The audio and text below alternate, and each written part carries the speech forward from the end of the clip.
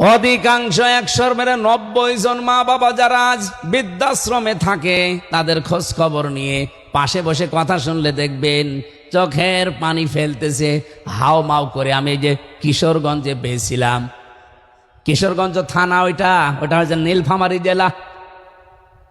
আমি যে দেখলাম দুই পাশে মা আর বাবা বসে আছে, প্রায় 25 জন 50 জন।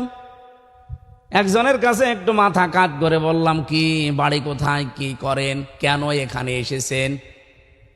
হাও মাও করে আমার হাত চেপে ধরে হাও মাও করে কাঁদতেছে এই বাবাটা আর মা। বলছে, একজন বলছে আমার 2টা ছেলে থাকে, একটা আমেরিকায় আর একটা ইংল্যান্ডে, আর একটা ছেলে আমার এদেশে আছে, সে বড় ডাক্তার। 3টা ছেলে প্রতিষ্ঠিত। আমার ছেলেদের আমি দোষ দেই না, সেরকম দোষ হচ্ছে আমার বৌমাদের। ওরা এমন ভাবে কড়াকড়ি করে, শেষ পর্যন্ত বাড়িতে 5টা রুম আছে, একটা রুমে আমাদের এই বুড়ো বুড়ির জায়গা হয় না। টাকা পয়সা পাঠাই, এই বৃদ্ধাশ্রমে আজ পড়ি আছে।